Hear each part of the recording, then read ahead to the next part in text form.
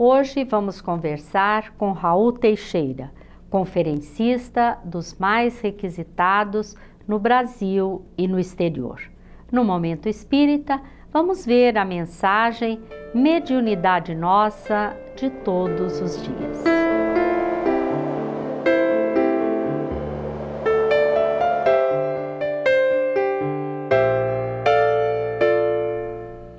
Olá! No dia 15 de janeiro de 1861, na França, foi lançado o Livro dos Médiuns, que nos trouxe ensino especial sobre a teoria de todos os gêneros de manifestações, os meios de comunicação com o mundo invisível, o desenvolvimento da mediunidade, as dificuldades e tropeços que se podem encontrar na prática do Espiritismo. Raul Teixeira, da cidade de Niterói, vai conversar conosco sobre este livro e sobre a mediunidade depois do Momento Espírita.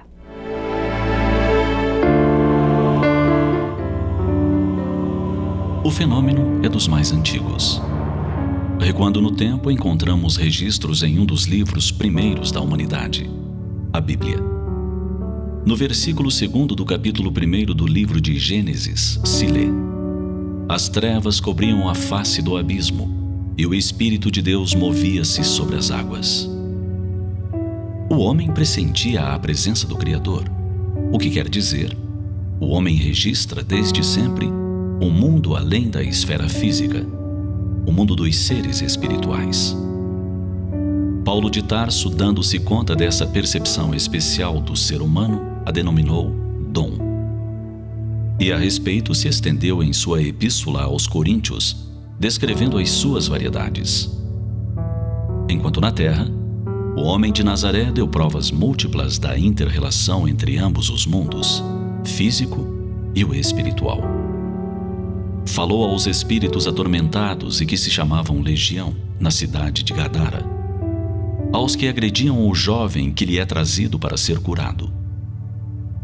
Senhor dos Espíritos. Assim o denominaram por descobrirem que os espíritos lhe obedeciam. Seria somente no século XIX, no entanto, que este dom seria amplamente estudado e decodificado pelo sábio Allan Kardec. E ele lhe deu nome específico: mediunidade. A capacidade de ser intermediário entre um mundo e outro, entre uma e outra dimensão. Médium ou intermediário. Ainda hoje bastante incompreendida é a mediunidade, contudo, uma faculdade inerente ao ser humano. Dela, quase todos os homens têm resquícios, alguns mais, outros menos. Mas quem já não teve a impressão de ter alguém incorpóreo ao seu lado, velando por si em horas dolorosas? Quem já não se referiu à interferência de seres angélicos em momentos de grande dificuldade? Quem não entregou o filho que parte para terras distantes aos cuidados de um ser que chama anjo de guarda, anjo guardião, protetor, orientador? Quem já não ouviu o sussurrar de vozes imperceptíveis no interior de si mesmo? Dificilmente se encontrará alguém que disso tudo não tenha um mínimo registro, se não por si mesmo, por alguém de sua família. Isso tudo nos diz que o mundo espiritual se faz presente de forma constante no mundo físico. Pode-se dizer que há uma interpenetração de um e outro. Movemo-nos na esfera física. Nossos atos e pensamentos repercutem na esfera espiritual. Ninguém segue só. Como dizia o apóstolo Paulo, estamos rodeados por uma nuvem de testemunhas. Sombras, espíritos, guias. Não importa como os chamemos, eles são realidade e silenciosamente velam por nós. Discretamente nos orientam. Sutilmente, nos vão dando notas de que têm sobre nós seus atentos olhares. Apresentamos a mensagem Mediunidade Nossa de Todos os Dias, que está no Momento Espírita, CD número 12, produzido pela Federação Espírita do Paraná. Conforme anunciamos, hoje vamos conversar com Raul Teixeira, médium e conferencista dos mais requisitados no Brasil e no exterior. Raul, é uma alegria muito grande para nós recebê-lo no programa.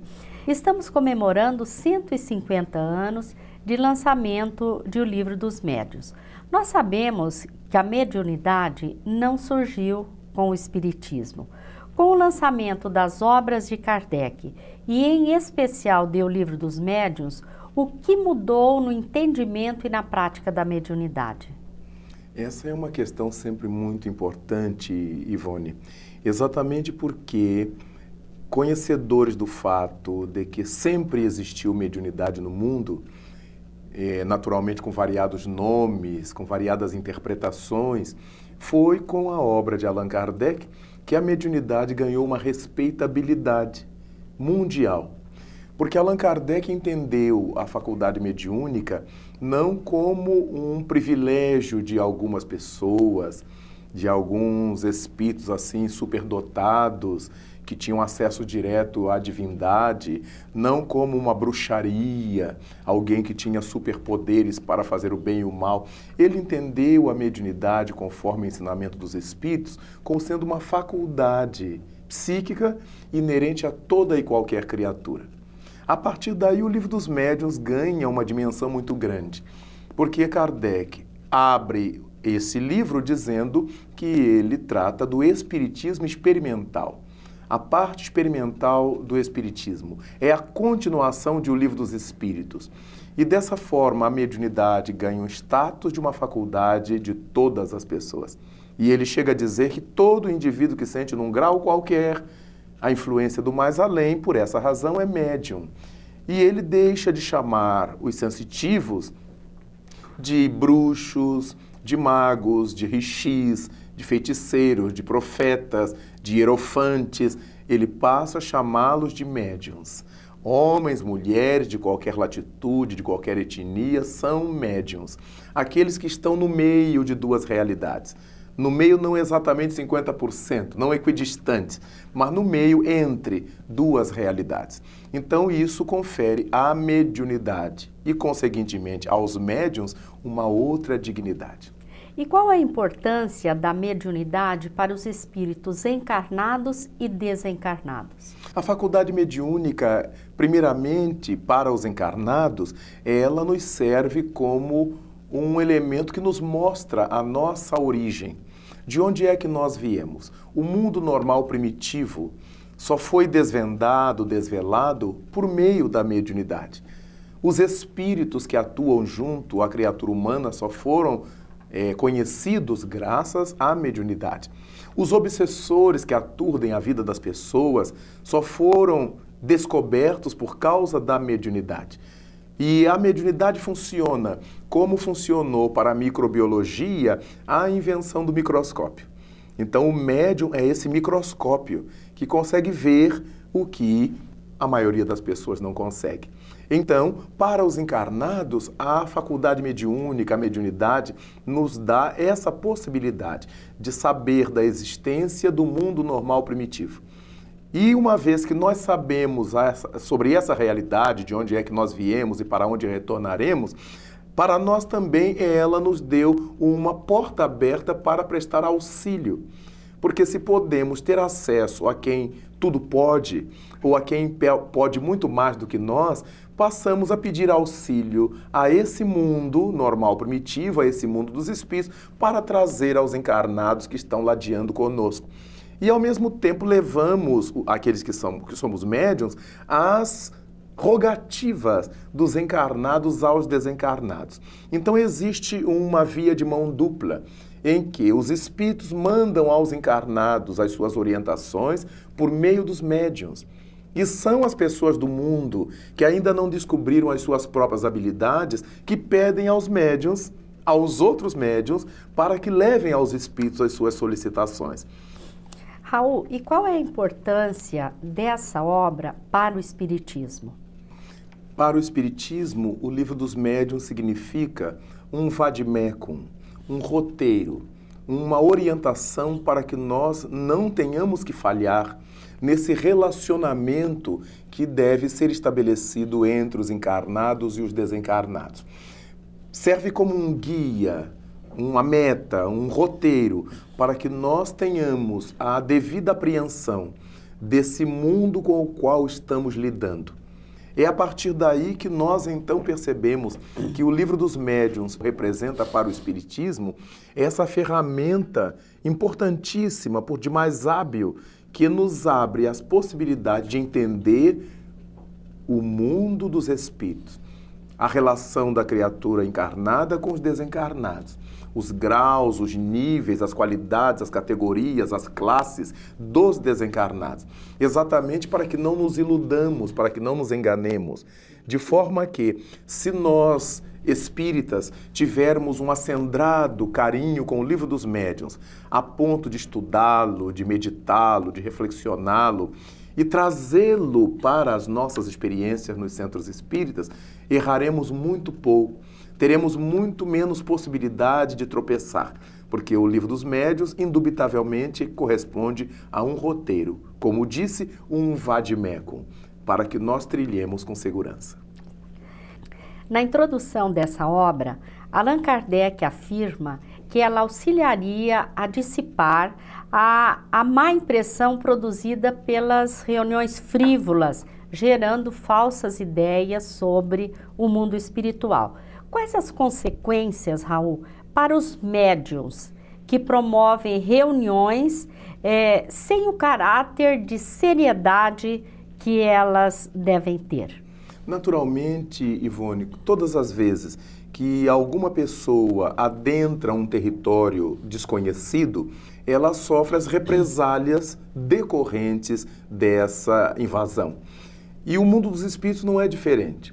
Todas as vezes que nós começamos a fazer um trabalho de mediunidade sem a devida seriedade, em primeiro lugar, já não contamos com a assistência dos espíritos sérios, dos espíritos nobres, como bem nos lembra Kardec em O Livro dos Médiuns, quando ele trata das reuniões sérias, reuniões de estudos, reuniões frívolas, etc.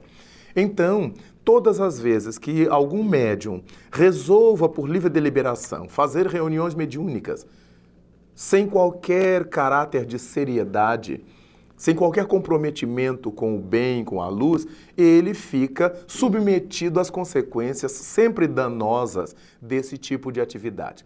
Primeiro porque, como disse, os benfeitores não se sensibilizam com isto. E depois os frívolos, os espíritos burlões, eles gostam desse tipo de coisa, porque estão sempre prontos a enganar, a iludir, a promover sobre a mente das criaturas todos os tipos de perturbações que eles são capazes de produzir.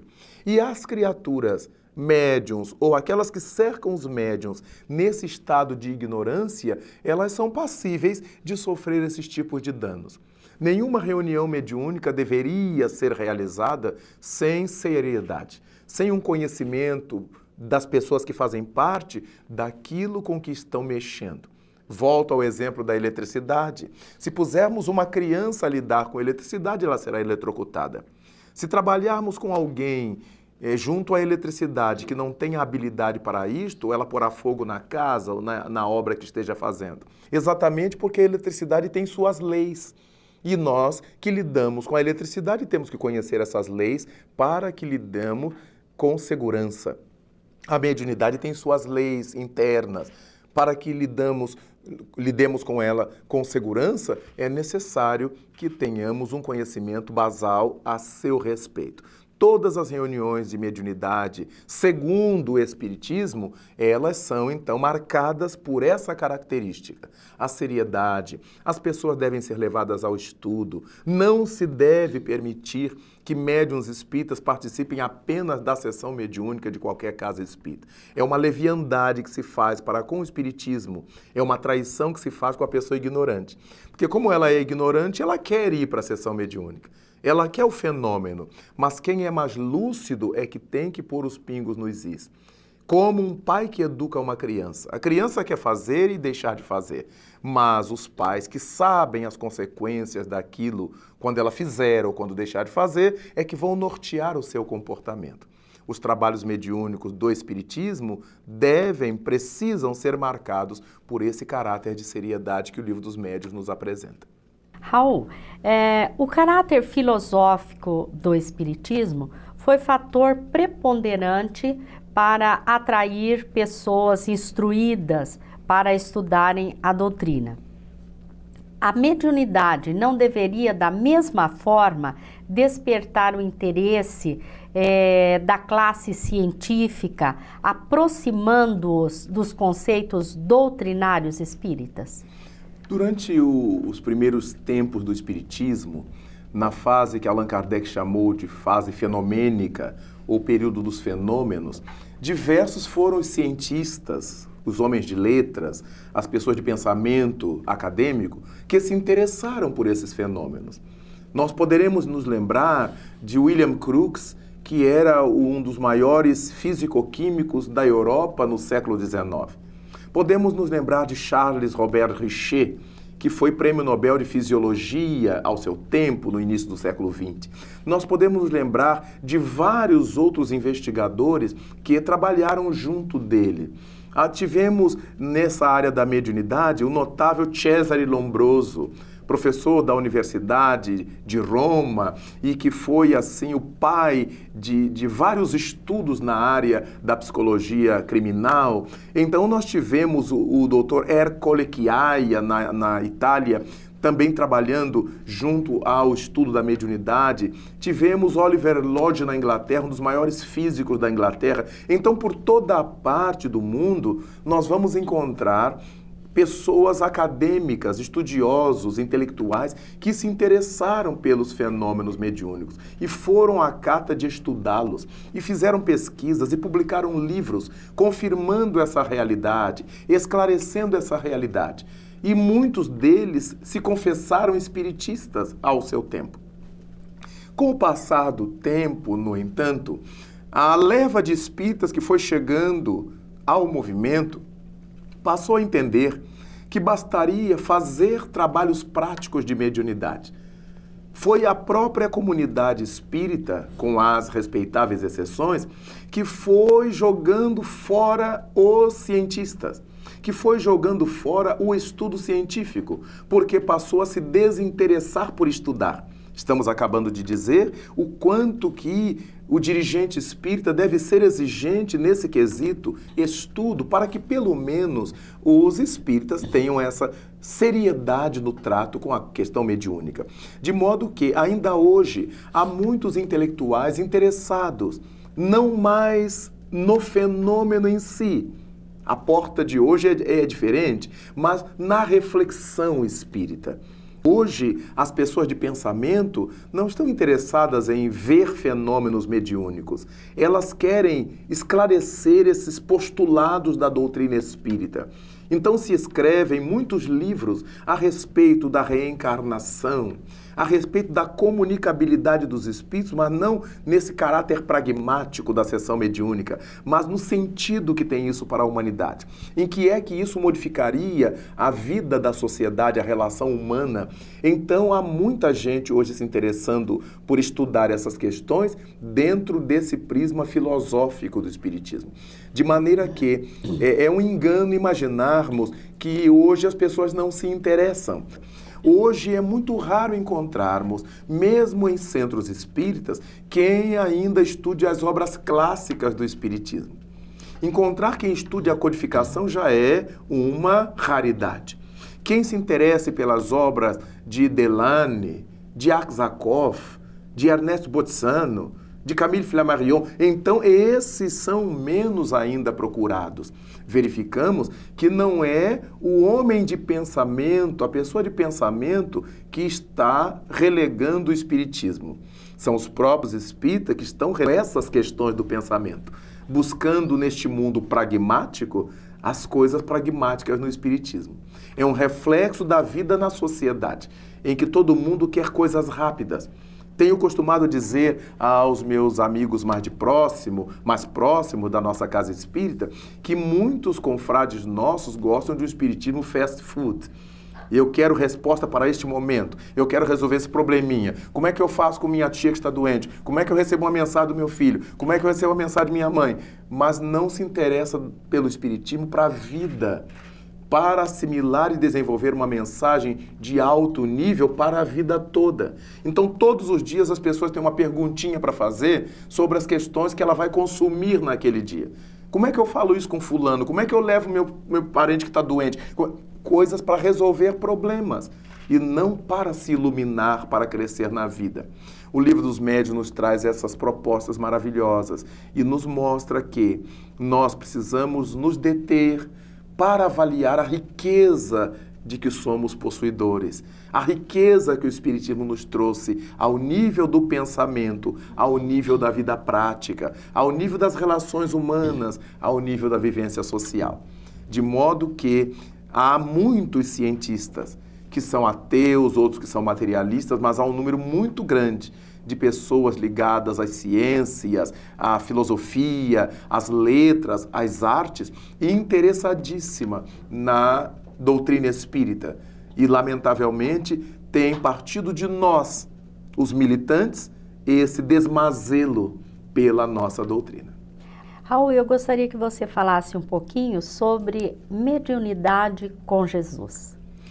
Todas as vezes que falamos em alguma coisa com Jesus, estamos nos reportando a seriedade dessa mesma coisa. Falarmos em mediunidade com Jesus Cristo é falarmos de uma mediunidade responsável, a partir da qual todos os interesses sejam em prol do bem. O bem da conduta, o bem da saúde, o bem da renovação moral. Então, mediunidade com Jesus, ela não se presta a dizer número de loteria, se alguém vai casar com fulano, se eu tenho que sair com tal roupa, se eu posso mudar de casa, se eu posso fazer a viagem. A mediunidade com Jesus, ela faz parte daquele contexto que Allan Kardec chama de mediunidade séria, de mediunidade responsável. Então, nós dizemos que é com Jesus por uma força de expressão, porque todos os trabalhos do bem que se realizam na Terra, eles podem ser ditos trabalhos com Jesus. Porque Jesus Cristo é o grande modelo e guia que nós temos na humanidade e tudo que a ele se refere tem esse caráter de seriedade, de profundidade, de iluminação. Nada que se fale de Jesus deverá ter um caráter basal, assim, sem expressão, um caráter trivial, um caráter mundano. Tudo que se refere a Jesus tem um aspecto superior, tem um aspecto sublime. A mediunidade com Jesus é essa mediunidade responsável, por meio da qual o indivíduo não buscará os espíritos apenas para resolver seus problemas imediatos do mundo. Ele vai procurar os espíritos para lhe esclarecer quanto a melhor maneira de viver neste mundo, a melhor forma de se relacionar neste mundo. Então, todas as formas que encontremos de trabalhar a mediunidade em prol do crescimento da humanidade, da melhora social das criaturas e da nossa própria transformação ético-moral, isso corresponderá à mediunidade com Jesus. Nós agradecemos a sua presença no programa, agradecemos a todos que mais uma vez estiveram conosco e lhes desejamos muita paz.